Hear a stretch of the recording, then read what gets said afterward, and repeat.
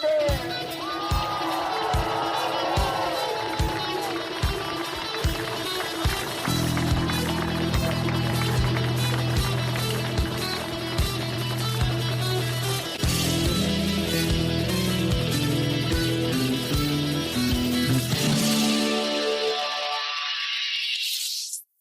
to episode 42, and today I am joined by Keith Murphy. Keith, you're very welcome onto the podcast. Thank you very much, Mickey. Keith, you've had quite the start to the year. 2025 didn't go according to plan. Do you want to remind us what unfortunate gift you were presented with at the beginning of January?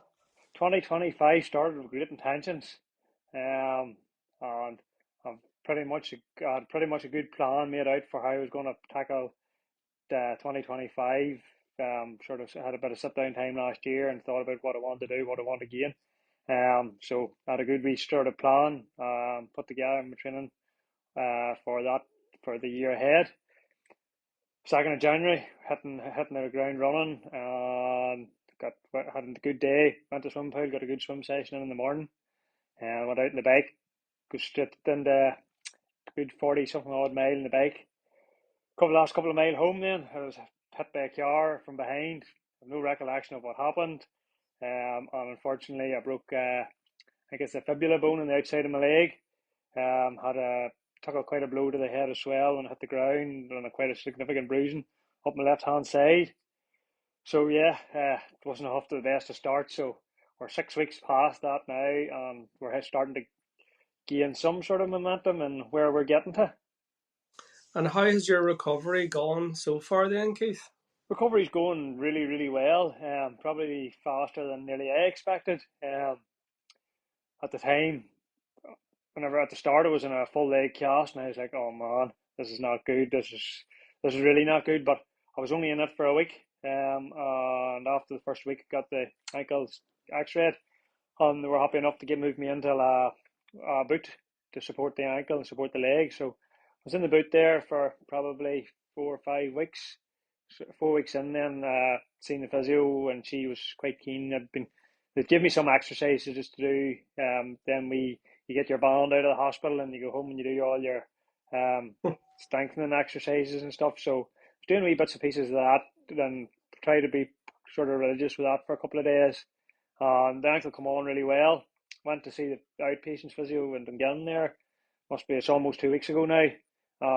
She was surprised I hardly lost any strength in the ankle at all, other than in one direction. So she was like, yep, get you out of the boot as much as you can. So I was pretty much out of the boot there. I'm out of the boot just over 2 weeks now. I was in it like if I was going away in the evening or something to something out to something, I would put the boot on just in case I got sore while I was out. At least I had some sort of stability and stuff. So yeah, I wore the boot out and about for the first few evenings, and then probably about a week ago, then I just said, no, I'm happy enough. I was doing stuff around the house. I was out in the garage fitting the bikes and stuff, and I was able to do without the boot for that. So I was like, yep, I'm happy enough. We'll do without the boot here. We're good to go. Down a consultant on Thursday, and he was more than happy with how things was going on. I've been started there. Ironically, maybe it's easier to go on the bike than it is to walk. So I've been jumping on the turbo there for a few nights there, on paddling away comfortably, just jumping and Zwift and doing like an ordinary free ride and a wee bit of power on at times. And yeah, the ankle wasn't noticing any issues at all. Coming off it, no issues at all. Go for a mile and a half walk, that's a different story. So yeah, the bike's very comfortable, but walking, and I definitely feel it with the walking. So continuing on the strengthening and stuff. And to get to the point, just like got up this morning, I was like, I'd love to get out on the road. Just to get that, maybe more of a mindset piece. Just to, get that point where I'm on the road, there's cars passing me, because like I have no recollection of the car hitting me.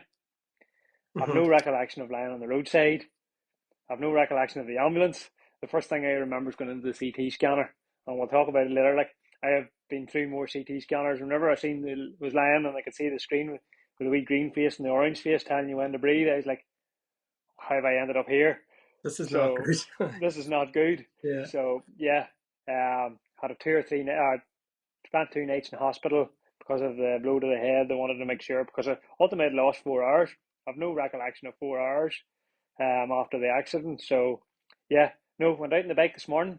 And yeah, first few cars passing me, I had bought one of them Garmin radar things, Uh-huh. so I can see it coming up in front of me when there's stuff coming from behind and all, just to give me that wee bit of yeah, there's something there factor.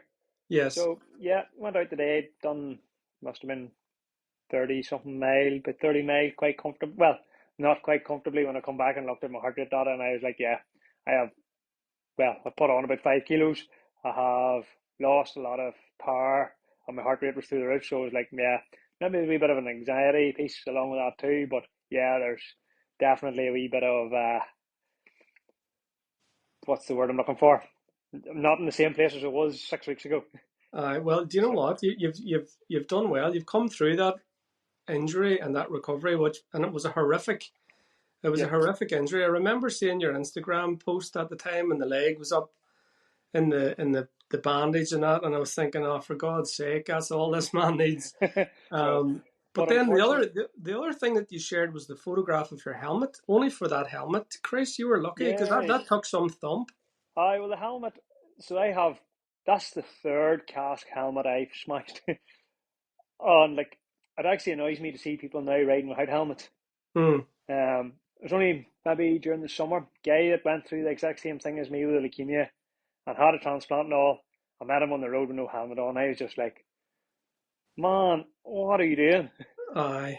And so like I had an accident, must be I'd cycled in on the concrete. It was like Christmas Eve 2 or 3 years ago, and I cycled in on the concrete, and the whole country had thawed out, and there's this piece of concrete that the sun hadn't got on, and there was black ice on. I never even seen it until I was on it, and I was down. Bell hit my head. That was all done, but Yeah. helmet saved me that day. Then back there, May 23, I come off the bike coming down from Pomeroy, heading home, and hit a pothole. Um, I don't know whether I was putting a bottle into the cage or taking it out again. Again, come down, hit myself, took up quite a chunk out of my elbow and hit my head off the ground. Again, helmet probably saved me that day. And like, my head was quite sore for maybe about a week Uh-huh. after that. Back in January there, like so, like I took some blow to the head.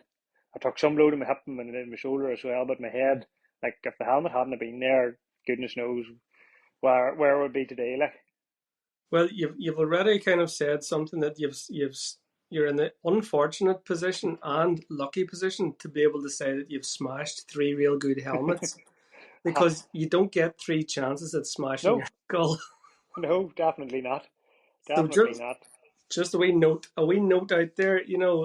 Wear your helmet for the love and honor of Yeah, God, will you? For some God's sake. something simple like there's a couple of nights ago I was out for a wee bit of a dander around the village and there's this cub flipping around the village on a bike, wee mountain bike, phone in one hand, no helmet on. I was just going to myself, why? And each of the things that happen to you, you can't factor that in. Like No, you're an accomplished cyclist. Like you've been yeah, cycling for a long time. You know yeah, you're and for each of those accidents beyond your control and pure freak accidents. So yeah, it's not to say that that it literally can happen to anybody. yeah. I It can suppose. happen to anybody. And that's it. Like you go out to enjoy yourself on the bike, and it's no different till going out to do. Like it's going no different to going and cooking something and a bit of hot oil skating. You don't expect that to happen, but sometimes it happens. Yeah, You know, yeah, that's exactly it. It's a good analogy. Uh-huh. yeah, Keith, you're obviously doing pretty well at the minute, and hopefully now over the next few weeks you'll get a wee bit more confident on the feet, and we might yeah, see you putting a pair of trainers on again. Um, we'll finish off the podcast, and we'll look forward to seeing what you're going yeah. to do for the rest of the year. But I Do just that. wanted to check in with you, make sure that you're okay after that spill that you took Yes, a few weeks back. But so look, this is about journeys, and your journey is a very, very special journey. It's a very inspiring story. It could be a very difficult story for some people to talk about, but um, I'm just going to hand it over to you, Keith, and I would like you just in your own words, in whatever way you want to share it, um, Well, go back in ultimately, time and tell us yeah. your Well, journey. ultimately, I'm happy to share my story simply because it gives other people hope. Mm-hmm. You know, I've had friends, very good friends of mine, who lost their son a number of years ago, back in 2022, to the exact same disease as I had. He lived the exact same journey as I did. And the day we went to the wee lad's wake, the first thing his mother said to me was, "Why could he not be like you?" And it Mm. near broke me whenever she said that. A wee lad, Adam Watson, and he lived for, he had over the world, there was life ahead of him. And I was really, really good friends with his mummy and daddy. Mm-hmm. And his mummy said that, and it near broke me whenever she said that. And then her husband turned around and goes, "You wouldn't want him that tall anyway." And that just broke the mood again. But like that's what they always said all along, that knowing how I'd come to it gave them hope. And that's why I'm happy to tell my story, that All there right. is hope on the other side of it. Yeah.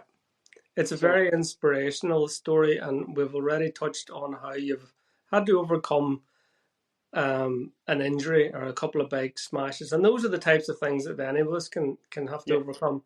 Oh, I. But I suppose in the whole grand scheme of things, recovery from a bike accident is probably not the biggest challenge that you've had to overcome. No, that was just like, okay, this is happening, just deal with it.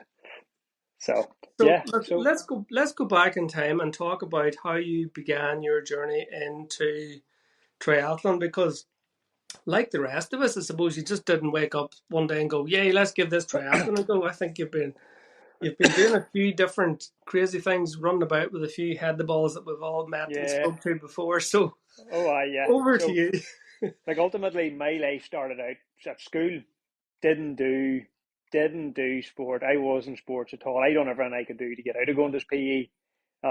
Didn't really lived out in the country. My mum and dad wasn't really into sport or anything, so just was one of them things. You pottered about, didn't really do anything.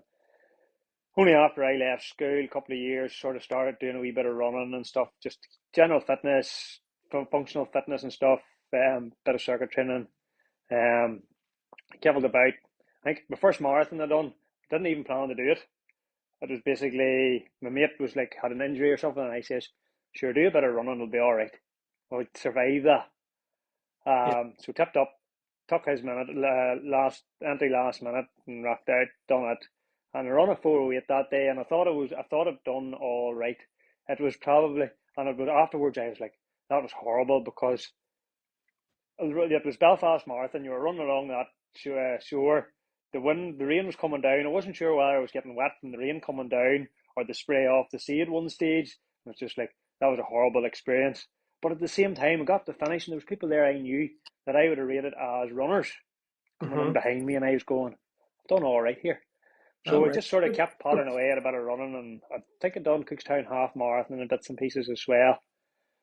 Um, And then a guy, local guy, Stevie Kennedy, was running circuit classes in a wee church hall in the village nearby. So started going to them.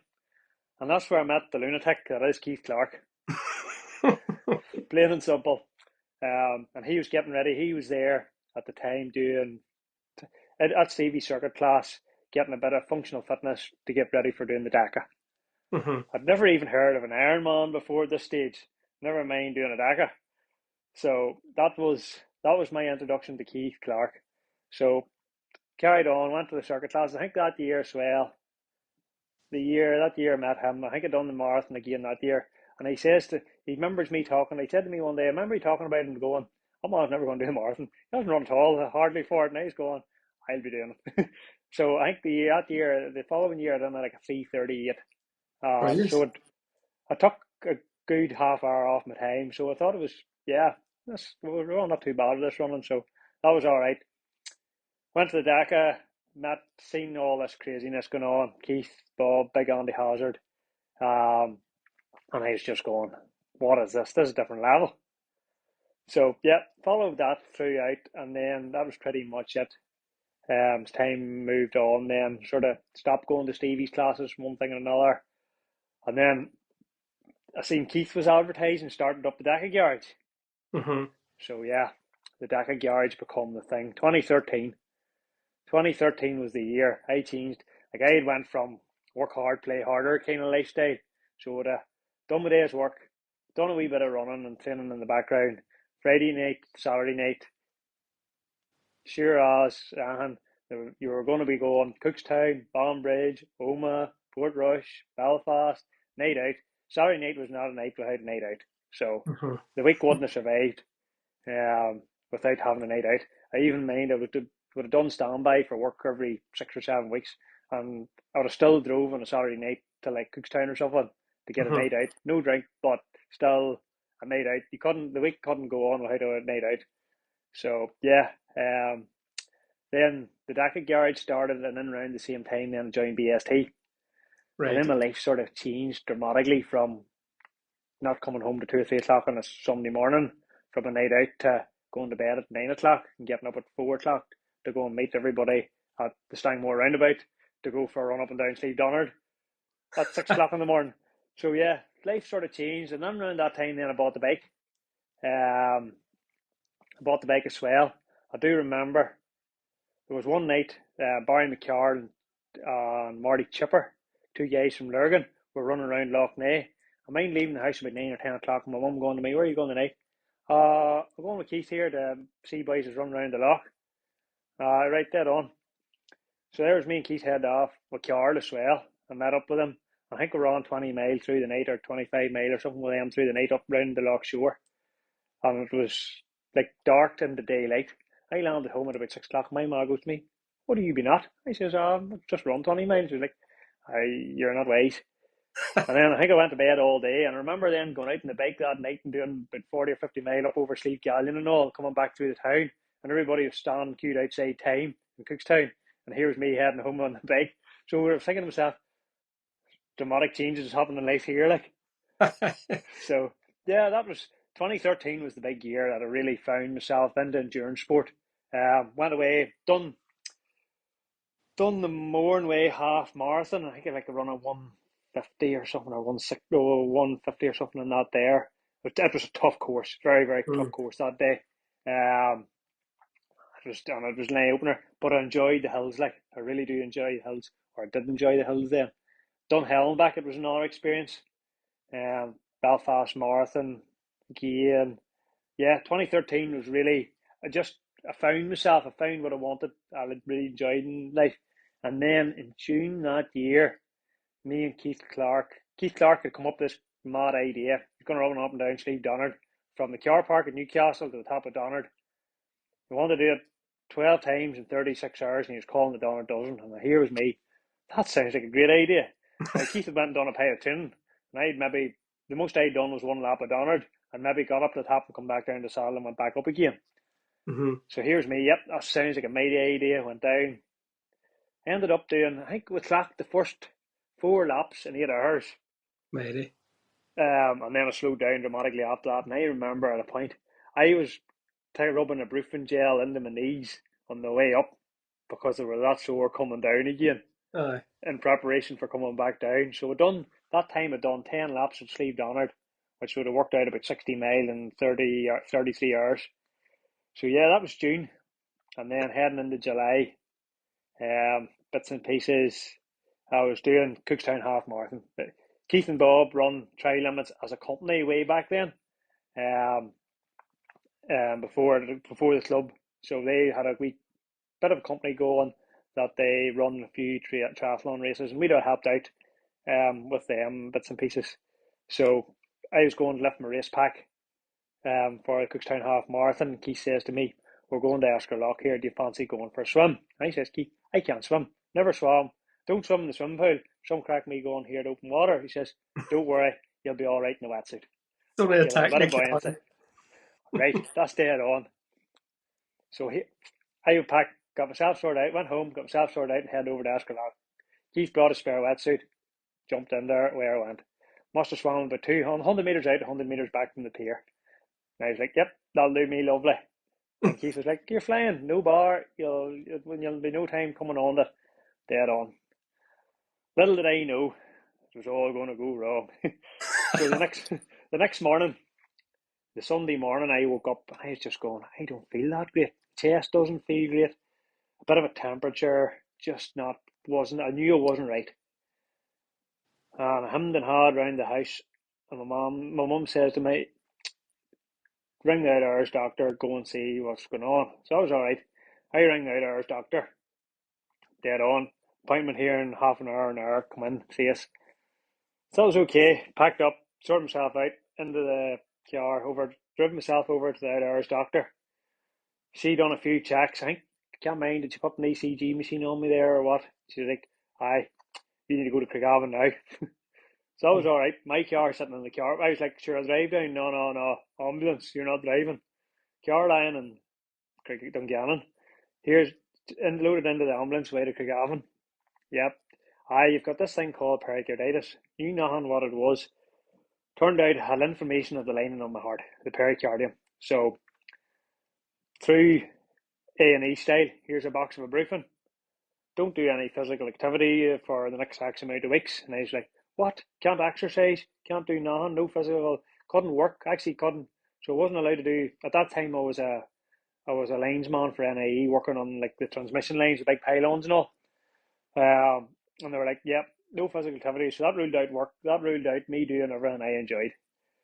So that was dead on, sent home. Everything was grand. So at home, chilled out. Was taking a week or two off just to get over this. Monday morning, remember it too well. Lying in bed, and I think I started off. I says my chest is not right at all here. Something not right. So that was all right. I think I rung my mum, and I says, "Here, my chest not right." And she says, "Well, what are you ringing me for? You need to be ringing the doctor." So Mm. that was all right. I rang the GP, and they says, "Yeah, we give an appointment for you here. Come in and see us in about half an hour's time, or whatever it was." So in the period of making a few phone calls, it went from that to being, I really don't feel well here, to the point that I thought I was having a heart attack. So I ultimately then rang 8999 and had a blue light ambulance job to the house. They done the ECG again, yet pericarditis had got worse, it hadn't improved. So ambulance again down to Craigavon Hospital. Into the hospital, I ended up, got admitted till the cardiac ward, and I spent 2 weeks lying there waiting to get an MRI scan of my heart. The only thing, they gave me a drug to deal with the pericarditis, and the pericarditis went away, and I was 100%. And I spent 2 weeks lying in a hospital bed just waiting to go and get the scan, MRI scan done on my heart. Right. Because, and it's madness, like, whenever you think about it.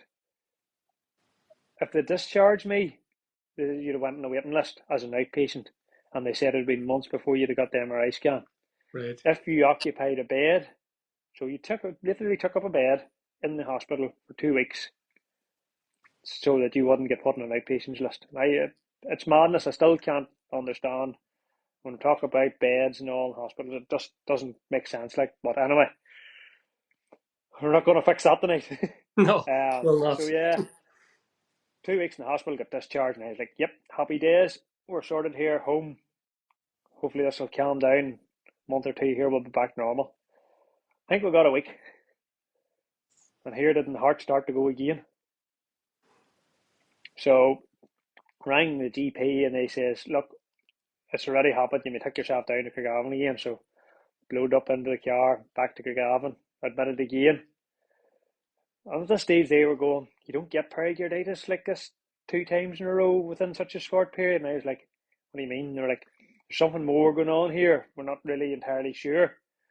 So they transferred me from being a cardiac patient till like on the rheumatology for all, like, it could be anything sort of spectrum of what's causing this. So it was starting to go, what's going on here? What's this? There's a lot of unknowns here.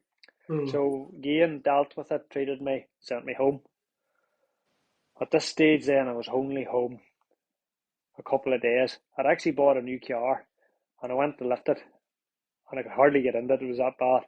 I had real bad stomach pains then, and they were going, it's probably just the painkillers you were on because of the heart that's caused you to be all blocked up and stuff, and we just need to get you moving." So they were feeding me full of Laxido, trying to pump water into my bowels to get me thinking that that was the problem and all. And that went on for about a week.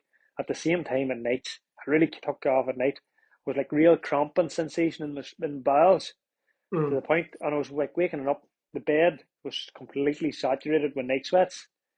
I had pains in my bowels. It went on for nights, and I was like literally lying, screaming the house down in agony for a Christ. couple of nights. And then it got to the Saturday night, my mum cracked up and she was like, right, you're going to hospital. I'm fed up with this. So that was all right. We loaded up down to the hospital, into the hospital, and then here with another session because the consultant that seen me, the A&E consultant, was like, yeah, there's something wrong with you. I think there's something wrong with your bowels. You need to get the surgeons to look at you. And I was like, surgeons? I don't want to be cut open. I was like, how's this escalated? So they come down and sent me for an x-ray. They looked at the x-ray and goes, no, no, no, you've nothing wrong with your bowels. You have a broken bone in your back. And I was like, what? And then I was like, okay. And then the next thing, the A&E consultant come back and goes, no, you don't have a broken bone in your back. You have a congenital condition called spondylolisthesis, which you probably always had. You have a muscular structure around it, and that holds it, and that's not the problem. So he sort of stuck to his guns a bit, and then ended up, he booked a CT scan, managed to get a CT scan, come back, had mass inflammation of my whole bowels, in my bowels, around my bowels. So that was all right. Up on admitted to a surgical ward. The guy from the rheumatology consultant that was seeing me at that stage then come and he says, yeah, we're going to put you on steroids now. So they put me on a dosage of steroids, and literally, probably 48 hours, bang, like a new man. Deadly. Everything settled down, everyone went back to normal. And at that time, I remember they talked about high dose steroids. They weren't high dose steroids because I've been in a hell of a lot more since. But yeah, I was on what they talked about, high dose steroids, and they talked about, yeah, you're going to be susceptible to infections and there's going to be fatigue and all this here. And I was like, right, that's dead on. As long as it's better than what I've been through, and hopefully it's a means to an end. So that was dead on. Still had no name on what was the problem. Mm-hmm. There was no cause, no definition, no nothing. But I was on the steroids, and then pretty much life went back to normal without any physical activity. So at that stage then was moved I had to go on to like light duties. I just wanted to get back to work. I don't do sitting about the house. So I was very much I wanted to get back to some sort of working life, 9 to 5 routine. So I went back to work, I was in the office, and the first while it was a wee bit monotonous because I wasn't an office guy. It was they had no real purpose for me there. So it was just sort of somebody needed a hand or something, I had to give them a hand and tickled along. And that's where I met Sarah. Start she worked in the office, Sarah Watson. So I struck up quite a good friendship with her at that time. Um, Little did we know it was going to come down the line. But so that was okay. That was from like September. So from July, August, September was just like what is going on in my life. And then everything went back to normal. October, November, December. Life was pretty much heading back to normal service resuming. Mm-hmm. And I was getting to the point. So in the middle of this, I had applied for London Marathon. That whenever that come out must have been like April, May, before all this chaos kicked off. And what come through the post in October? Congratulations, you've been accepted to London Marathon. And I was like, yes, that'll give me something to work towards. Mm-hmm. And it was probably the first time that I've took a race as a goal. It was like, so with all the stuff that was going on, I was going, yep, I have now a goal that I want to work towards. And it, like, as time has moved on, it's become more clear to me that goal setting is a massive thing. You need something that if you don't have something to work towards, the monotony of going out and why am I going for a run? Why am I going out on the bike? I really hate swimming. I was never a swimmer. I had no purpose to swim, that kind of way. So Yeah. getting the entry to London Marathon was, yep, that's 2024 or 2014. We're going to London Marathon, epic, something to work towards. So over Christmas, I was like, right, I need to start moving. So I was starting to go out and walking the dog on the run up to Christmas, like Christmas holiday week and stuff. But it just wasn't right. Like I had been doing all this mad stuff, running up and down Sleve Donard and all. and there was a bit of a steep hill not that far from where I live, and it was a struggle. It was taking a lot out of me, and I was going, I'm nearly off the steroids. What is this? Why is this stopping me? My heart rate, I could feel like heart palpitations and stuff. Mm-hmm. It just wasn't right. So I got over Christmas and went back to work on like the 2nd of January. And I just decided, I was sitting in the office and I decided there's nobody else there, not that many people. And I just was going, a wee bit of reflection time, and I says, right, maybe not on here, but sure, I'll ring the GP and have a discussion with him around what's going on or how I'm feeling. So the give me an appointment, said, look, we've an appointment here in an hour's time, come down, we'll see you. So come down and I seen Dr. Crawford at the time. And she says, don't see anything out of the ordinary there, but we'll get a wee blood test on. So that was dead on. Went down, got the blood test on, and I says to the nurse, well, am I likely to hear anything? Or she says, if there's nothing wrong, you'll hear nothing. I says, mighty job. That'll suit me down to the ground. So, lying in bed that night, house phone rings. And by the time people get themselves get up, the house phone went out, rung out. So the doctor obviously had decided house phone's not working, we'll go to the mobile. Next thing, my mobile rang, and I was like, oh no, this is not good. Why is somebody ringing me? I think we got a voicemail on the phone too, and it was like a doctor. And he says, why is the hours doctor ringing me? So I was dead on. I'd have got the hours doctor on the phone. Yeah, there's an issue with Keith's bloods. Needs to go to head to A&E as soon as possible. Get yourself get up. Take your time, go down the road. His platelet count's maybe a bit low, so make sure, take your time. Don't be having any accidents around on the way down the road. So I was dead on. Got myself get up, showered, sorted out, loaded up down to Craigavon. And all went into the hospital. And it was one of them, it was almost weird the way it was being handled. It was like ready, new, or there was something wasn't right. So landed down in, and it was like you still had the fallout in A&E from New Year's Eve the night before. So, and I was just like, right. So I went in. They says, yeah, we just want to do your bloods again just to make sure we've got the right person and there's been no mix up and all. So I was like, yep, dead on, 100%. Took my bloods. Then it must have been early, it must have been 4 or 5 in the morning. I lay in like an old hard bed in A&E, going, wonder what's going on, we'll just have a wee sleep here. And I remember blowing a gale outside as well. And they moved me around into MAU into a room. And this room probably will be talked about later on again. So I was in MAU in this room, and then nobody really bothered with me. They just come in, and I remember like an auxiliary nurse or something coming in and saying, "Hope everything works out for you." And she was like almost like she knew there was something not right, but they can't. It has to be a consultant tell you these things. Aye. So it was pretty, okay. So I just, at this point, I was like dead on. And then got my breakfast, day ticked along nicely. And about probably in the morning, like 10 or 11 o'clock in the ward round then, this doctor, Dr. Hull, come in, introduced himself. He was a hematology consultant in Craigavon Hospital. And I was like, right, okay. And I've learnt after too much experience, when you're the doctor sits down in the chair and pulls the chair up beside you, you know they're coming to deliver not good news anyway. Mm-hmm. So he Yeah. says, right, well, I think you've got leukemia. And I was like, what?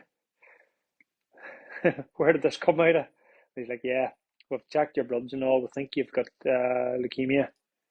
I've spoken to the consultant in Belfast in the haematology ward in Belfast, and we've got you a bed sorted and all. You're going down there tomorrow. So I think this was like a Friday. And I was, the Saturday then, I was getting loaded into an ambulance and heading, getting transferred to Belfast. And I was like, leukemia, cancer. It's just like, my world was sort of going round circles. But at the same time, it was almost a relief, Mickey, Hmm. because now I had an answer. Now you knew what you were up against, I suppose, in a way. 6 months, I went through 5, 6 months of the unknown, from the end of July till December of the unknown, and it was a relief to know, right, I now know what's wrong with me.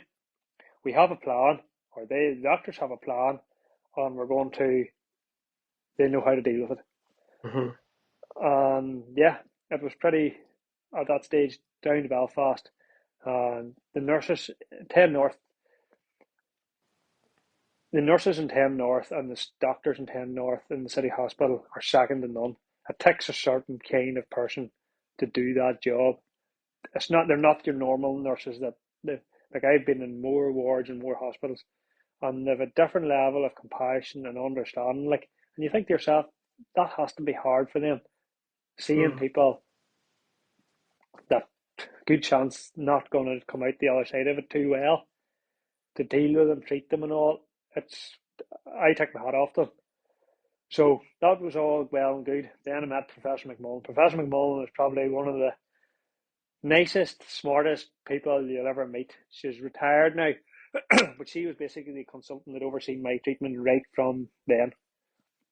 So that was all good. Met her and come in and they done all this explaining all. So to, I wasn't formally diagnosed at this point with leukemia. So to do that, you have to get a bone marrow biopsy done, and it is not a pleasant experience. Big needle into your hip, and they literally go in, break through the bone. You're completely conscious throughout, and that time when they're drawing out the bone marrow out of your femur, you can feel it like that pulling, and it is horrible. So Sounds had my horrific. first had my first bone marrow biopsy, and yeah, not a pleasant experience. That was all well and good. That went away. Must have been like probably the Monday or Tuesday got that done. I remember they were like we registrar pretty youngish doctors, probably not much older than myself, going, and I was going to myself, it's a bit scary here. Somebody that I would hardly trust me to do this, never mind somebody the same age as me. So Mhm. that was all well good. They got done the bone marrow biopsy, head off.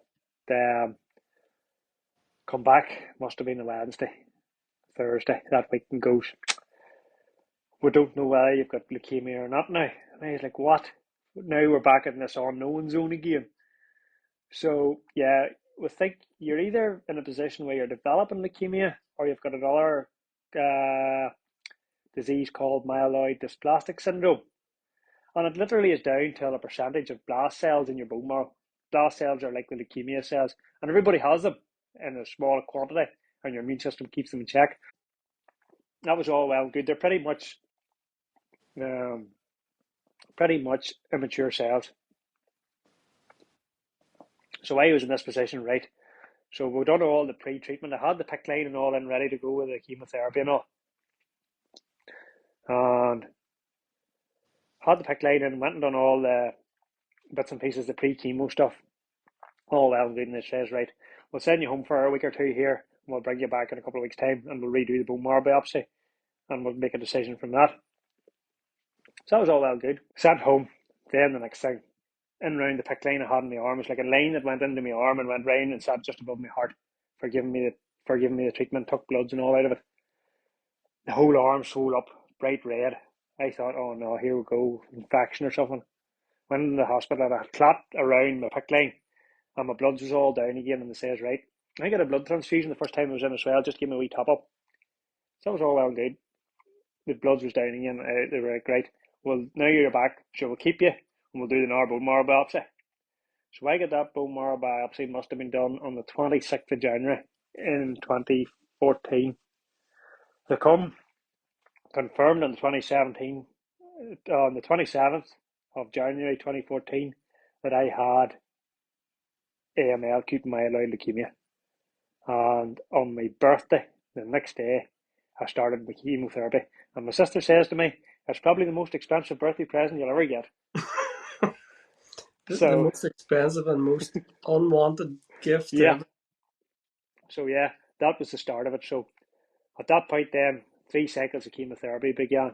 Um, a cycle of chemotherapy for that was pretty much the poison the life out of you. Your bloods literally went to nothing. You were completely open. Your immune system, you had no immune system. Your body didn't make blood cells, didn't do anything. And then it was like hitting the off button on the computer and then rebooting again. Mm-hmm. So literally within 3 weeks of that, I was like a new man. Uh, that chemoed me, I went through it.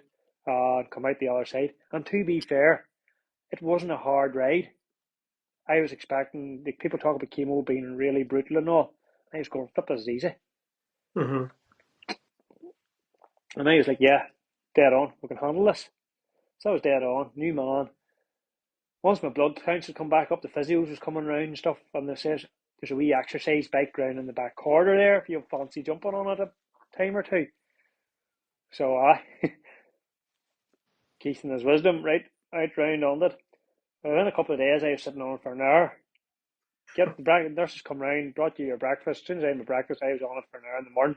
The doctors was coming in, and literally the bike sat at the door of the room where the doctors and the nurses and all had their lunch and stuff. And they were coming in, looking at me, going, "What are you doing?" So, but I was happy. That was me. I knew I was heading back on the right road, like. So home from that. So you got my first round of chemo in January or February. Come home, a couple of weeks at home. I started on the bike again at home, maybe doing a bit of walking and bits and pieces, get myself going. And done my second round of chemo, was flying again, pretty easy sail. I think it maybe had an infection or something, but got antibiotics and come out the other side 100%, no issues at all. Got out for that time and I was starting to ramp it up a bit, like, so the old me was starting to come back again. Um, during that time off, the Giro was on in Belfast. Mm-hmm. So I'd been flipping about in the bike. I think I went down on the Friday and parked the car. I knew the bike Cape City was going to be busy and chaotic to get in and out of. I'd been to the Giro presentation on the Thursday night, the team presentation, and then the Friday I come down, parked out of town, cycled in to watch the team time trial.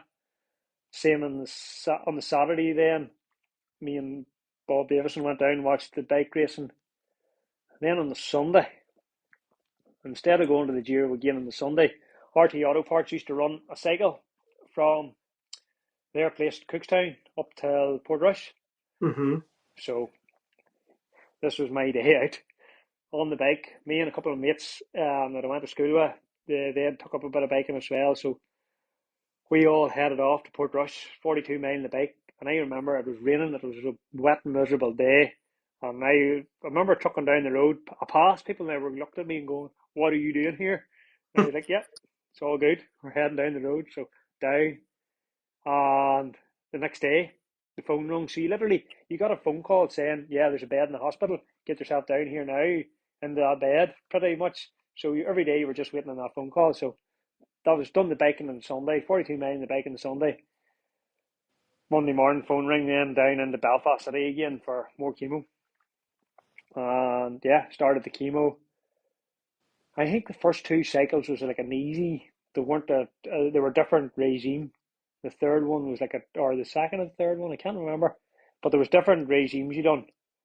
So Mm-hmm. they talked about like an induction, and it was the first one was an induction, and the other one was something else. Can't remember the name they put on. So the third one, it must have been the toxicity of it must have started building up in the body. But I had this great idea on the Wednesday night. I used to do a wee bit of orienteering. Lagan Valley Orienteering Club race that night was in the Botanic Gardens. So I thought, sure, I'll go for a wee dander around this. Bit of It's orienteering will do no harm. only So up I the think it's road. chemo in the morning. Sneaked out of the hospital about 6 or 7 o'clock that evening over to Botanic Gardens, dandered over. Knew a few people in around the sign on there, and they're like, "What are you doing here?" Here I was standing, pair of trainers, tracksuit bottom, and t-shirt with like the band, hospital bands and all on, and they looked at me going, "What are you doing?" So I was all right. Done the race, or I plodded around the orienteering course, um, around all the checkpoints. For anybody who doesn't know what orienteering is, literally running with a map, Yeah. and it can be quite tricky, especially in around some of the urban sort of areas. So done that there. Come back in to the hospital, got into bed, and everyone was down by. Oh, the next day, I was never as sick high. The chemo, everyone just must have hit me like a ton of bricks. Day or two, quite sick, and then just back to normal again. Got the treatment, blood's down, blood's come back up again, and was discharged out of the hospital. And normal life then pretty much resumed. Mm-hmm. It was literally get myself back on track, and that was probably beginning of June. I finished my treatment for the first time I had the leukemia, Mm-hmm. and then it was like, yeah, I started doing a wee bit of walking, which then evolved into a walk slash run, till Right. running. And by it must have been the middle of August. So pretty much, hi, You're right. 1st of August, Stanley Reid Memorial 5 miler I kicked off with that. And I mind turning up at it and everybody's going, good to see you out. Great to be out. Let's see what we're running like. So I took off and I sort of settled into a nice wee pace. And a couple of my mates had run on and I says dead on. And I was sort of building into it as the run went on. And then the next thing I passed them and I was passing a few people. And I could hear people going, where did he come out of? What's happened to him? I took off. So that 5 miler, 35:56. And I was probably Brilliant. running better at this stage now than I ever run. And I was going, wow, this is great. So after that, I was down from one of my checkups. So I'd have been down in Bridgewater probably every 3 or 4 weeks at that stage, getting checkups. And I remember seeing there was a wee girl that got her treatment. She had finished her treatment literally just before I had started, or she'd been in around the ward, bits and pieces whenever I was there at the start.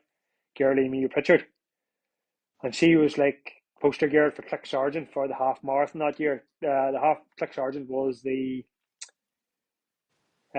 principal charity for the Hmm. half marathon that year, and I'd seen her about the award, and I'd seen her in some of the advertisement for it on social media or something. And then I was sitting in the Bridgewater Street and she walked past. And at that stage, I was going, you know what? This would be a good goal for me again. Let's hit this running. So I'd already deferred. London Marathon was come and gone. Deferred it to next year. So at least I had something to look forward to. 2014. Um, so I signed up to the Belfast Half Marathon and sort of went with a wee bit of authority training for it. I think beforehand I'd like run Lisburn half and stuff, and I was running in around like a one. I'd run like 140 at 142, 138 sort of times for half marathons. So I was doing a wee bit of steady training, structured training towards Belfast half marathon that year, and the 14th of September then, which wasn't really that far away from finishing treatment. I managed to PB a half marathon at 132. Brilliant. I managed to get back and I landed into the hospitality tent the Click Sergeant had. I think we started at the King's Hall that year. One of the girls goes to me, is everyone okay? And he's like, yeah, why? She was like, how are you back so quick? You drop out or something? And I was like, no, no, no. Finished 132. And she was like, what? And everybody was going, this is phenomenal. Like, and like, I was running really well. And I didn't really, my wee mate that I work with, a boy, Kieran Donaghy, Baldy, everybody calls him from Cookstown. He says, I'll run with you. And he'd been doing a pile of running. By the time we got to about that is a D Street near the Odyssey. He says to me, run you on, I can't hear you. He's like, just let's go for it. And I remember coming in around that bit of South Belfast that I could see the city hospital thinking to myself, there's people in there not fit to do this. And that gave me that drive to push on to the finish. Like, Hmm. so yeah, at that point I was going, that my running is, come on, something has happened here to my running that I'm running better than I've ever done. So like, tipped up, I done the Felix 10K, another race that doesn't go on anymore, but it was a good wee race. I run 40:33 and I was going, like, you never thought of 20 minutes 5K was like way out there. 40 minutes 10K was way out there. Hour and a half marathon was way out there. And I was just like, I'm not far from this. So that was all well and good.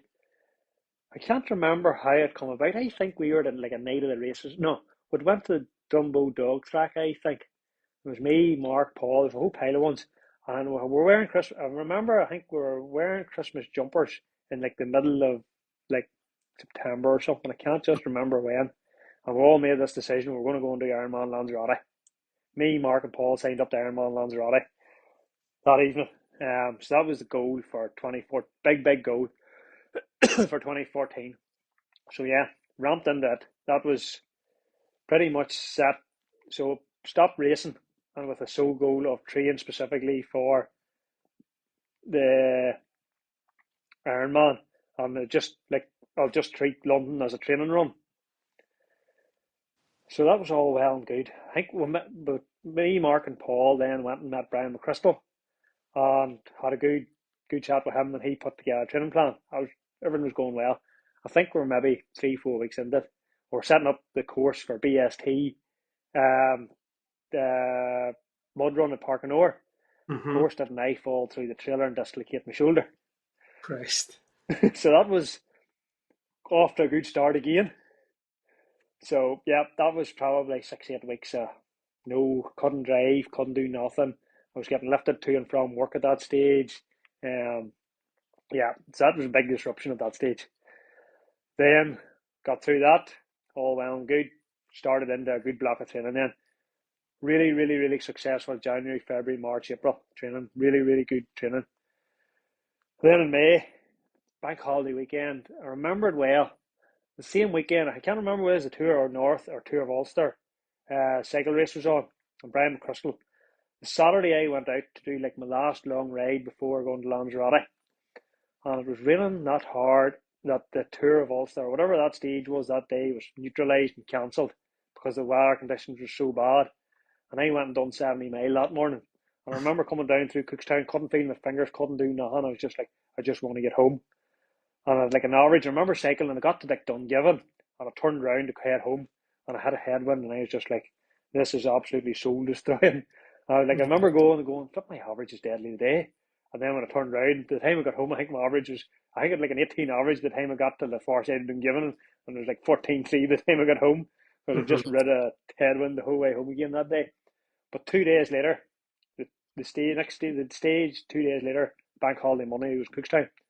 I remember a few of us went to get a bite to eat, and I can't remember where it was or what it was. A couple of days later, I ate like a chicken pie or something. A couple of days later, wasn't feeling well. Temperatures and all, and I was like, what is going on? Started a wee bit of panic because if you get anything like that there after the leukemia and stuff, you sort of go, oh, hopefully something's not rearing its head here. Down to City Hospital, got my bloods done. Yeah, everything's grand. This stage, I had bad diarrhea, was vomiting, the temperatures wasn't well at all. Got that bad. This is the first weekend of May. The Ironman was on like the 22nd or 21st that year. First weekend, so we're now first week of May. I'm now getting admitted into hospital for IV fluids and all. Ended up with food poisoning, severe food poisoning. I'd lost a pile of weight, seriously dehydrated, and I now had lost like the 2 weeks, two sort of last weeks of big training or significant training that I should have had was gone. Uh-huh. So yeah, back to Keith's bad luck again. So everyone got themselves sorted out and went and done Ironman Lanzarote. What a day. Fantastic day. The atmosphere was unbelievable. I'd done it for just to add a wee bit of pressure to myself. I'd done it for the Keeman and Foreman NA and Click Sergeant, two really great charities that supported me through my journey I of that. So remember. I remember the journey. Well, not the journey as such, but I remember the Facebook posts at the time yes, in the run up to that yeah, Ironman, where it was yourself and it was from leukemia to Ironman. uh, And I remember thinking to myself at that time, because that was 2014. I had joined Oma Triathlon Club in the right, winter of 2014 off the back of following that journey, because I was thinking to myself, this man has come through leukemia and he's got a second chance at life, and he's now going to complete an Ironman. And I thought this was one of the most amazing and inspirational things that I had ever seen or heard about. yeah, And I knew that an Ironman was something absolutely nuts. uh, And the fact that you were going to do it off the back of something that nearly took you out of the picture. yeah, And it was a phenomenal thing. I remember you were yeah, raising money for charity, and there was yeah, loads and loads and loads of money raised at the yeah, time. I remember making a donation and following yeah. the thing, and I was Uh, and like buzzing to it, see all the photos. It was class. and like I actually forgot, I'd done London Marathon in April as well. I'd run that at 3:15, and I was just like, I remember Brian McChrystal kept going, there's a training run, keep it zone two, be sensible. Yeah. So I run the first half. To be fair, see, if you looked at my heart rate data from afterwards, it was a perfect race. I'd started off nice, steady zone two and just built the whole way in, like it's almost just like a nice straight line from zone two to absolute balls out at the end. Aye. I remember coming round, looking at my watch, going, I'm on for a flipping deadly time here coming past Buckingham Palace. Not big, it's like almost sprinting down through the finish line. It was just epic, like. And Uh, I got to the finish line, I was chatting to the tech sergeant once, and I was explaining them because I hadn't signed up through them to do the London Marathon. They didn't really know anything. I was chatting, just randomly chatting to them, and they were like, so I was telling them I was going to do Ironman for them. Then they're like, oh, come on ahead, and we went round the hospitality. You know, landed in. I was like one of the first runners back for tech sergeant that day. Brilliant. So ended up in their social media and stuff for that. So yeah, had a really good run that day. Ironman Lanzarote was epic, and then sort of got into went off the back of that and just done loads of wee sprint distance, Olympic distance triathlons around the country. Belfast, Titanic, Ballyronan, done 5 limits sprint at that time and Keith and Bob had it, done Try the Lock. And then I come away from that going, right, I need something else to do. So I managed to get an entry for Dublin Marathon and I went, that was my big final finisher for that year. And I wanted to break 3:05 to get good for age. At that stage, 3:05 was good for age for London to go back to it. And I wanted to break that. And I went out and I would like come through the first half at like 1:28 or 1:29. So it broke the half 1:30 half marathon on Mm-hmm. that day on the way around that. And I ended up coming in. I lifted a bottle of Lucozade at about 21 mile and it cramped in my stomach. And I went from running to almost sub 7 miles till walking. And I couldn't do nothing. It just cramped so badly in my guts. And I managed to, I coughed and spluttered and vomited out this big pile of syrupy stuff. And it must have been all the gels that I'd Uh, been taking. I'd just reacted with the Lucozade Sport.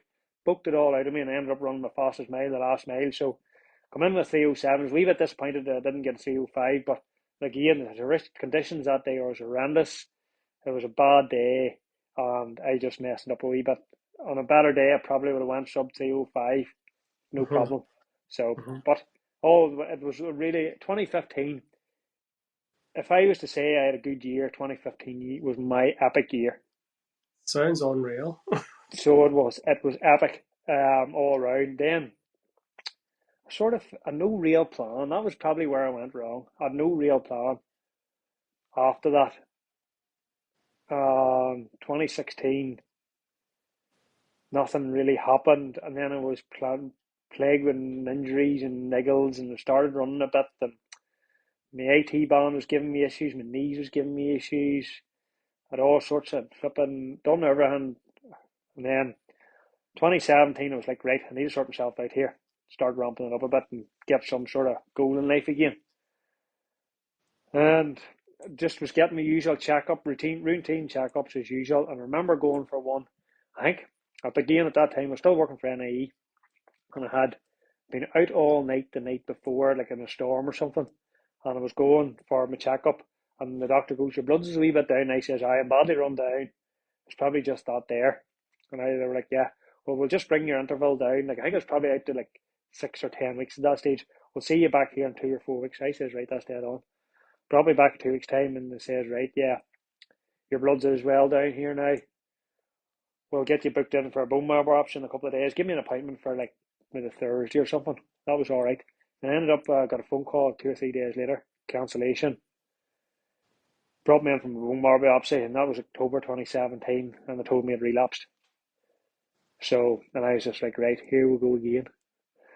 That So, must have yeah, been a brutal kick in the uh, guts to get that for that second yeah. time.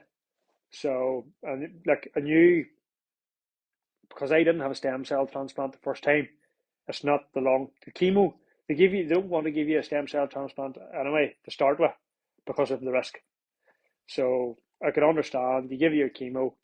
And looking back, I would probably say I got it too easy the first time.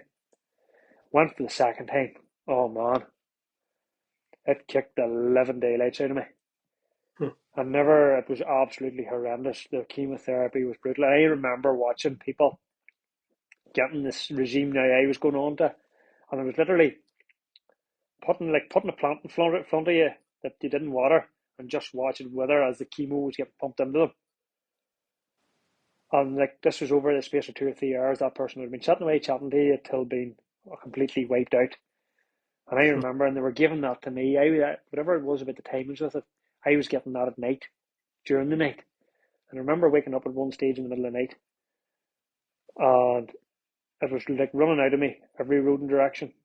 My bowels I was letting go. I was on the toilet. At one stage, I was on the toilet, and it was like the chemo was coming out of my backside as much as it was vomiting it into the sink at the same time. And I just remember going to myself, what has went wrong in life here? This wasn't this handy. This was this hard the last time. So yeah, it was an absolute hammer. And that was the first cycle that happened up to Christmas. And I was lucky I got home for Christmas.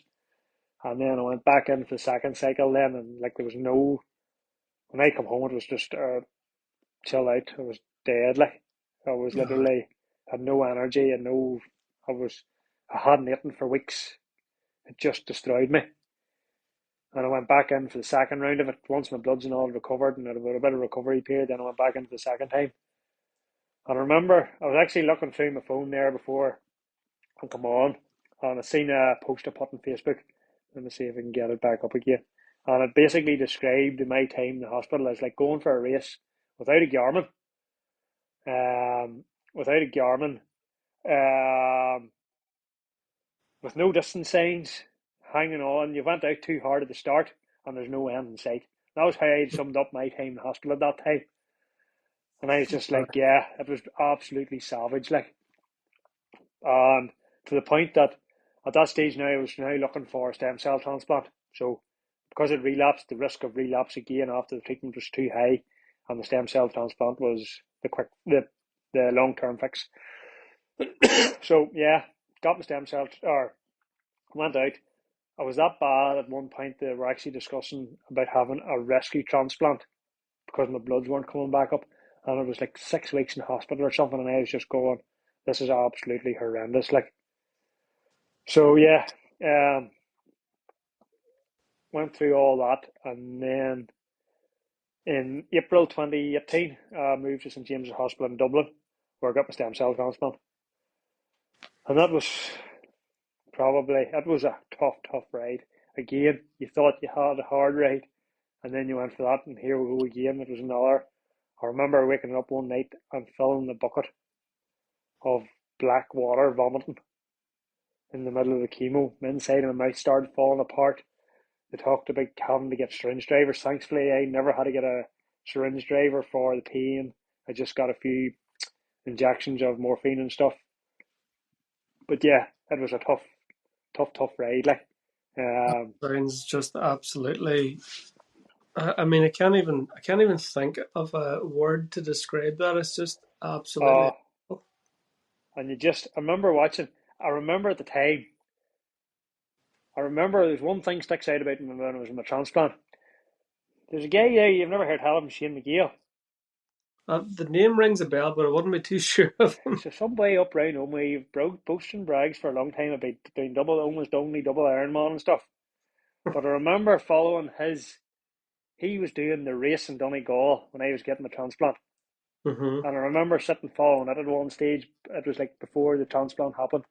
And I do remember clearly following that at the time. Like, and I remember watching a few other things going, I can't wait to get this over to me so I can go back to doing stuff like that. So yeah, got my transplant. Eventually got home from Dublin. It was a long journey. Like Dublin, I just wanted at one point I just was a broken man. I just wanted to go home. I had at that point then a transplant. I was living in an apartment in Dublin, and then graft's host disease kicked in, where the transplant then attacked me. So normal organ transplants, people get host versus graft disease, where your body, your immune system sees like that organ or whatever you've got as foreign. Mm-hmm. I had a complete new immune system from the stem cells, Right. and it attacked me as my body. So it come out. I Bloody was literally hell. like a big head to toe rash. I went in the hospital and I talked about high dose steroids. I was now on like 3 times the dose of steroids I was on previously to try and bring this under control. And like I was literally now at the point where I was eating. I'd got home, I wasn't sleeping. I was eating. I'm up at 4 or 5 o'clock in the morning, ready for a 3 course meal kind of spec. And that was like then I was developing the moon face. It was all blue out. It was like, that steroid. Mm-hmm. Look, Yeah. so then I had that there, and I was like, right, bit of work, going to be a while here getting this sorted. So eventually got home from Dublin. Sort of normal life started to resume, and then another, the graft versus host disease was under control. Then it flared up again, only it attacked my liver. I was quite sick. At the same time, I then got a fungal infection in my lungs. I'd been back to work, and then I was off again. And I was just like, this is like a never ending journey of torture. At the same time, I remember like there's so many wee things stuck out. There was another girl getting treatment for the exact same thing as me, girl Emer from West Belfast, and she had been on TV and stuff, so the UTV had followed her journey. And I remember watching it, and they were literally at one point. So I was getting this treatment called photopheresis, and they were bringing the machine from her upstairs to me downstairs to get the exact same treatment. And I was like, they literally took the blood out of me, put a drug into it, filtered it, put it back into me, and that was part of the treatment for the graft versus host disease, and it went really well for me, thankfully. And I got that right up to COVID. And I remember watching, they were done like a follow up program. Unfortunately, Emer died because of the graft versus host disease. I remember watching it on TV, and I remember it showed a picture of her going through the treatment and the state, the condition she was in. And I remember thinking to myself, I wish I never watched that because Mm. it scared the absolute life out of me. Mm. And at that point, I was like, whoa, I am so lucky here that I'm Uh, in the position I'm in. The girl had been through the exact same thing as me, had been getting the exact same treatment as me, and it's amazing how you can be so lucky on this journey. I can go either one way or the other so quickly. fine So line. yeah, so it's such a fine line. So yeah, that treatment went on right up to COVID. COVID kicked in, and then the next thing it was like the way up the risk. Was it worth the risk? So I was immunocompromised because of the treatment I was on, immunosuppressant drugs and stuff. So I was a high, what they call high risk for COVID and stuff. So was it the risk? They were nearly at the point where they were happy enough for the graft versus host disease was all under control, or the risk of getting COVID by bringing me in and out of the hospital. So I was better sitting at home. They decided. So that was it. They ended the treatment, and I was literally in lockdown in my house. And I was just like, not again, stuck. Because I'd been, when I was in the hospital in Belfast, you literally weren't allowed out of your ward whenever your count was down. When I was in Dublin, you weren't allowed out of, I was in like a room that was like double doored and all, so you couldn't, so infections couldn't get in and get out. You were already I was walking around Dublin with a mask on and stuff. And then bang, COVID, and I was like, oh no, I'm stuck in the house, can't leave. The government was saying we had a shield and all, and it's just like, oh man. So at that time, like the rest of the world, what did we do? Jump and Zwift. And I was literally turning paddles, and I was turning paddles like I had no power, no nothing. At this stage, it was like a skeleton and no muscle. The graft versus host disease just stripped all the muscle off me. I had osteopenia from the amount of steroid use I had, where it weakened my bones and stuff. It's just like, oh. So got on the bike, started turning paddles, and as COVID went on, time went on, then I just got to the point for my own well-being. I was going out for a walk, like I was going out on my own for walks.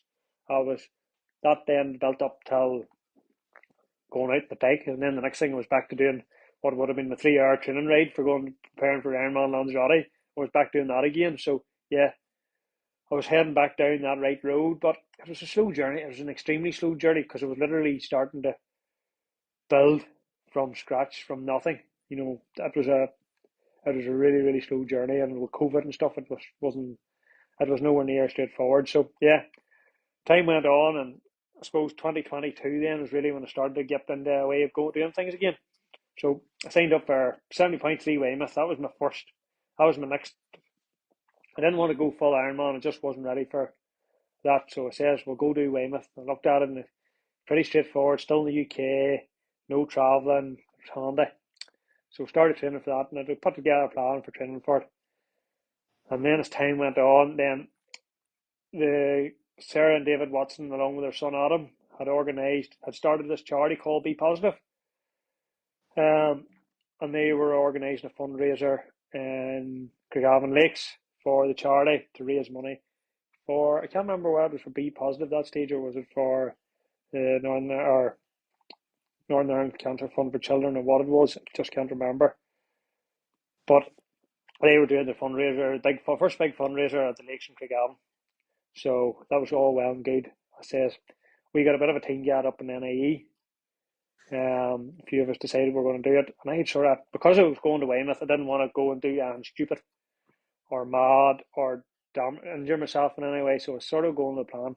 I'll do a lap, 5k lap every other hour. That was all good. Unfortunately, sadly, Adam died on the Tuesday, I think, if memory serves me right. And I was going, wonder what's going to happen. Will they go ahead with the event? And the family decided that they were going to go ahead with the event. And I've been to the funeral, I think, on the Thursday or the Friday. I can't just remember. But the it just was like, you know what, I can do so much more here at the event. So we'll start off, we'll do a 5k every hour. And I literally did a 5k every hour for 24 hours, but I was getting to probably near the end. I was going, you know what, 100k in 24 hours is pretty achievable here without training. So, yeah, I done 100k in 24 hours at Craigavon Lakes, sort of winged it, because it just was like, you know what, it was for a good cause. The family was there, everybody, like, they wanted to go ahead because it was for him. Aye. And what a day. It was a phenomenal, it was just set the scene. So then, yeah, that was August, pretty much settled into it. And then September, went to do Ironman 70.3 Weymouth. Had a really good day out, no record breaking times. Had an awful swim. Had a really bad swim that day. I was lucky. I think I was out of the water in an hour. I am not a swimmer. I just don't swim like, and it was a shocking day. Of course, the actual conditions was good, but I just had a really bad day. Yeah. Um, the graft versus host disease had shortened the muscles in my arm, so like getting that stroke and all had caused me issues and stuff. So I just hadn't got proper time in the water, and I wasn't swimming well. So that was all. Had a good day. I think I'd done 6.5 hours or something. So yeah, I was happy with that. And yeah, that was pretty much 2022. Closed out 2022 at a bit of a comeback till what I was sort of doing and enjoyed doing. Just seemed like a long road from October 17, like. But Mm-hmm. 5, 6 years later, it was good. Or 5 years later, it was good to get doing it. So yeah, I had a pretty busy working life and all at this stage. I was working. I was doing standby every like 5 weeks, and I was doing shutdowns, outages. You were going to work early in the morning, you're working home late at night. Had no life, and that really much went on. I got stuck in a rut again. Then I was out in the bike. I had a job. I knew I had a job, and the worst thing was I joked all week about, imagine something happened, I didn't make it to the outage on the Wednesday or the Monday or whatever, or Tuesday or whatever it was. And I went out on that must have been the Monday night. I went out on the bike, and I says, I'll hammer the life out of myself. And I was out over the hills between Ballygolly and Carrickmore and stuff, busted myself over them because I knew I wasn't going to get out on the bike the rest of the week because I just was tied up with work. I was going to be real late home in the evenings and stuff. I was coming down out of Pomeroy and I fell, hit my elbow, took a lump out of my elbow high. It was about the size of a 50p piece out of my elbow, Right. quite deep, smashed my head off the ground. And the first thing I done was ring my boss to say I wasn't going to be working the next day because I'd wrecked myself. Um, he says you couldn't have made it up. The fact that I joked about it for about a week beforehand, it was just, you couldn't have made it up. And again, so after that, it was probably one of the things that set in motion then that I decided I needed a wee bit of a career change. And then after that, I left NIE and moved to another company, where I have a better work-life balance and stuff. Mm-hmm. And now I'm finding my way into training, management training around my work and all. It's just, I'm building up. So there, 2024, I've done a bit of running, done Omaha half marathon at the beginning of the year, done Belfast half. I was away a bit during the summer with work and bits and pieces, and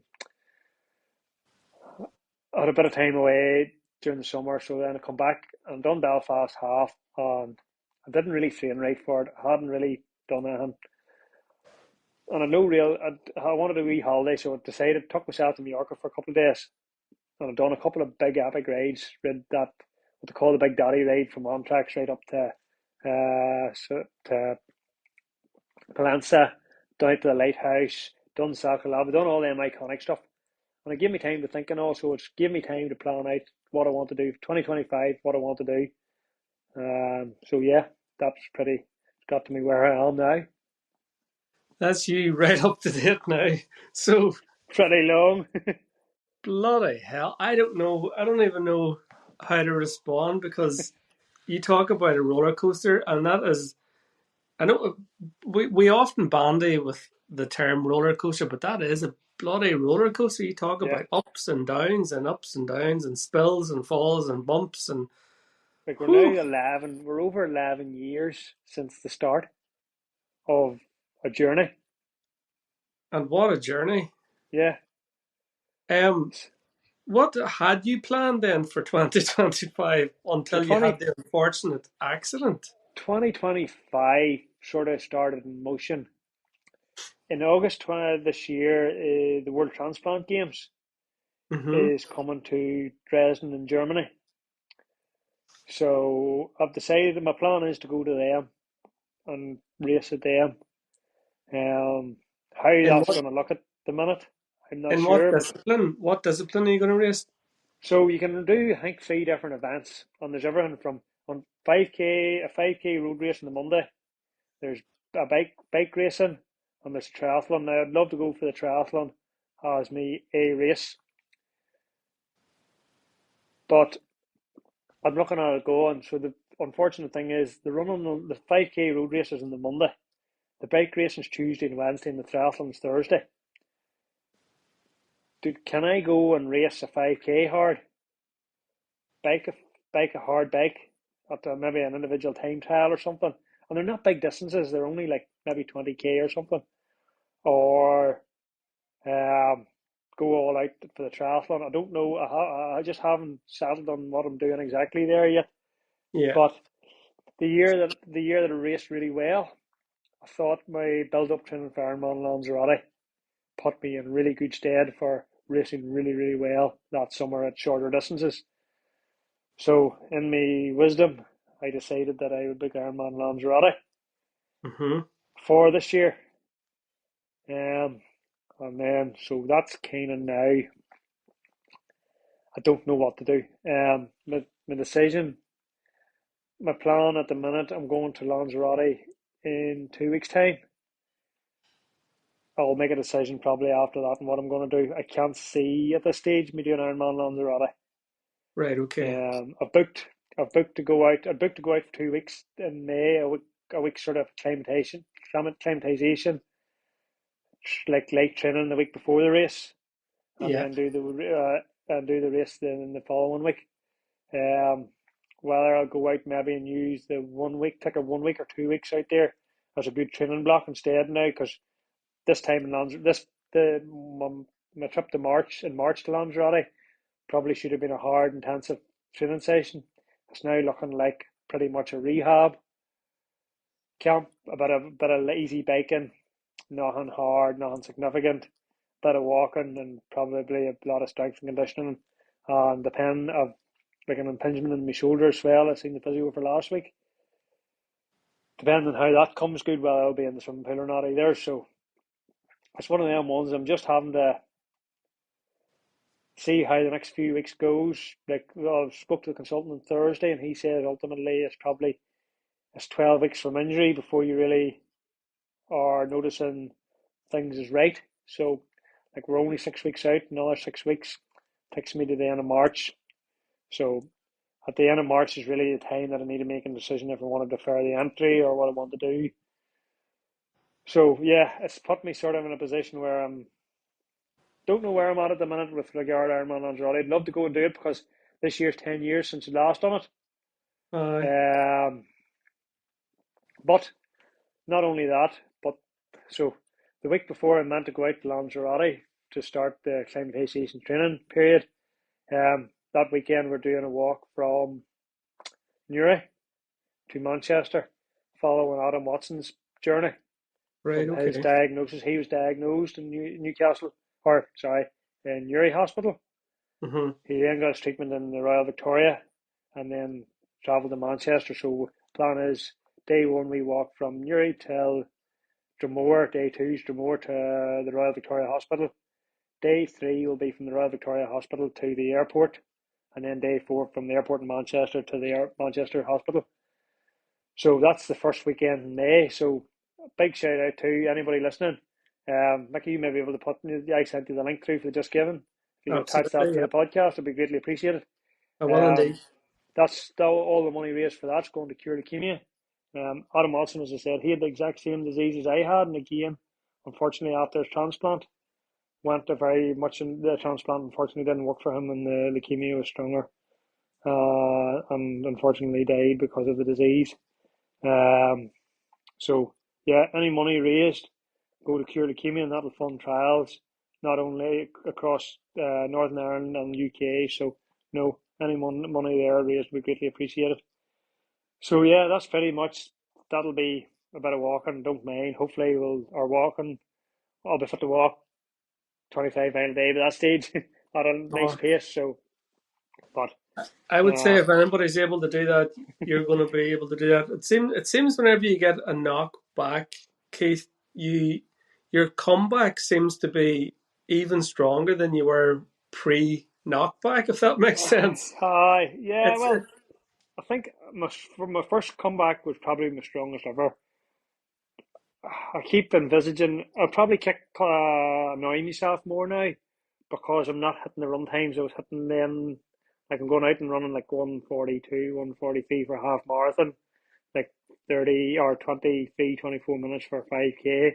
And I'm going, I used to be able to break 20 minutes here, and I'm kicking myself for that there, but I know I'm not the same person. So look, I'm hoping like a good block of training will maybe see things head the right direction. But Do you know what the again, more it's all important? about goal setting is a big piece of it. Like if you don't have a goal, you don't have any incentive to do anything. You need that goal to get you out of bed in the morning. I was going to say there the more important thing, rather than not being able to hit them times over them distances, is that you're still doing the bloody Yeah, distances. definitely. No, You know, that's why I said before. That's why I do this now because it shows other people that's going through the similar journey. Look, I'm still here and I'm fit to do it. So, like, don't. I know it's going to be a tough path. It's a really difficult path to follow. Like yesterday was International World Children's Cancer Day or something. Another girl, local girl, whose child was probably I think maybe only 3 or 4 going through something similar. And like you always think them people's going through such a tough ride. mm, But look, that's why like I enjoy doing what I'm doing. Another friend of mine there had a child. She went through. Me and her was in the same hospital at the same time. She was only from Pomeroy, and she's living out in Australia now, living her best life. Had a child there not that long ago, and again, people like that there. Is Lucy Owens there from Cookstown again, another person. Me and her was probably going through the leukemia piece in and around the same time in 2013, 2014. And like she's another person that's absolutely flying off the mm. back of it. Um, so look, there's loads of people out there that's been through similar journeys. I There's suppose other people the message really, or well, I was gonna come out with something there, but what would be your message to people that find themselves in a situation where they feel a bit overwhelmed, or they feel afraid, or they think that this is really bad? What's like what's the things that you've maybe thought about that's got you there's through? always a little glimmer at the end. No matter how far it might seem away, there was always that bit of glimmer. Like, and you've got to hold on to it. Like I've heard so many people who have got so down through treatment, um, to the point they almost want to give up. I remember another girl in the hospital, and there was like a social worker or a nursing staff and all used to have to sit with her day and night because she just wanted to give up.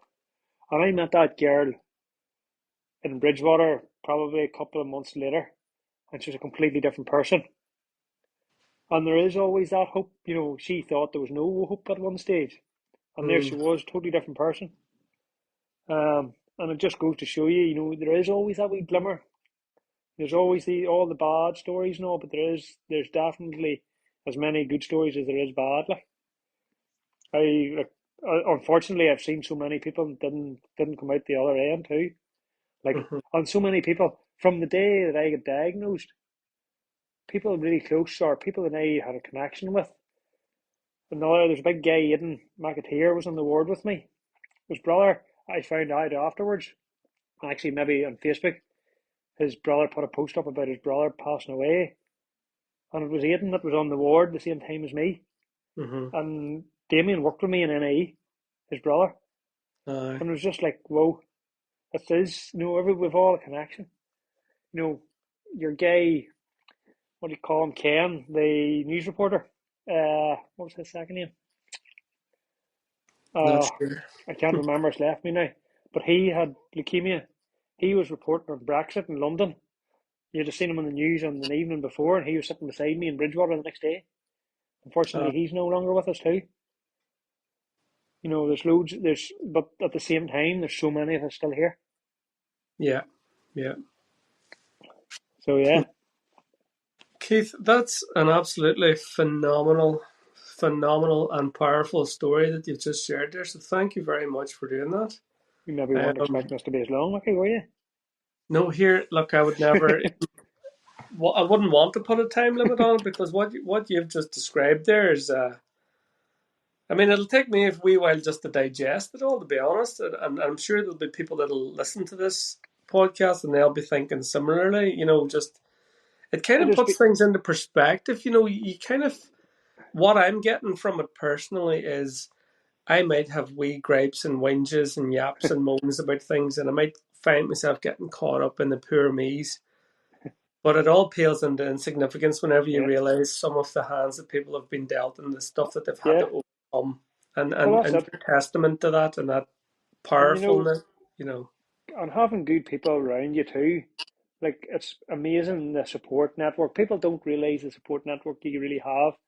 Like like our triathlon clubs, like the support you get from there, the like amount of people that's contacted, like after I got hit by the car and stuff, the amount of people that contacted me and wished me well and all, like that whole, if you need anything, give us a shout.